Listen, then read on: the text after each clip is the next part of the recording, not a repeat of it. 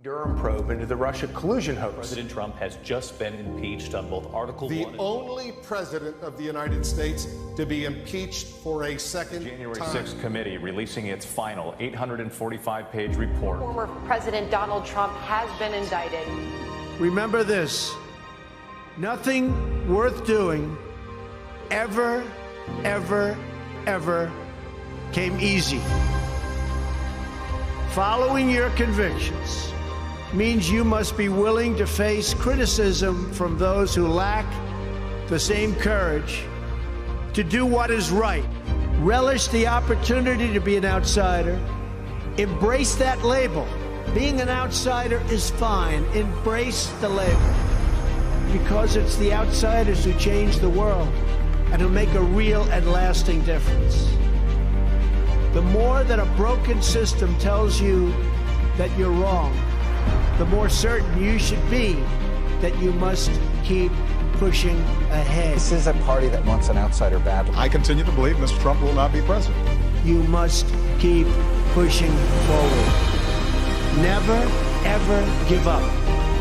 There'll be times in your life you'll want to quit, you'll want to go home. I can't do it. I can't do it. Just never quit.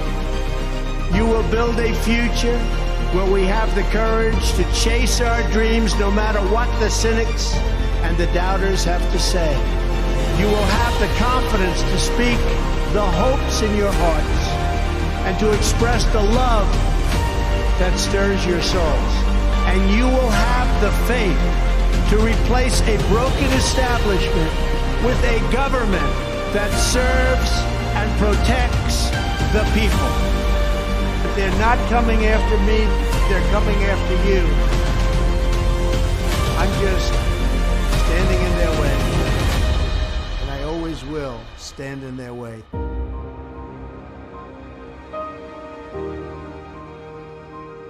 Well, Donald Trump's supporters have rallied around the former president. The MAGA War Room Twitter page has released an emotional and somewhat inspiring video following Donald Trump's indictment. The video was captioned, "Keep fighting, Mr. President," and was overlaid with emotional music and encouraging words from the 45th president. His supporters have sent their well wishes, writing #Trump2024, as we know Donald Trump did announce in November that he's running for the presidency again. It has been a big day for the former president after news broke earlier this morning that a Manhattan grand jury voted to indict the former president over hush money payments made to a porn star in the lead up to the 2016 election campaign.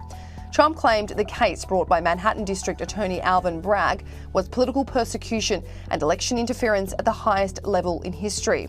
It is not yet known what exactly these charges are, but he is the first former or current president to ever face criminal charges. Alvin Bragg is set to announce the details of the indictment in the coming days, which is currently sealed.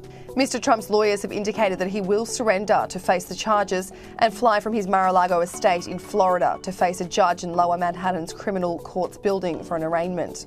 If Mr. Trump refuses to surrender, Florida Governor Ron DeSantis would be forced to approve an extradition request from New York State to force the former president to show up for the hearing. Now, news of Donald Trump's indictment angered Republicans, with many elected officials taking to Twitter to vent their frustration with the political and justice systems.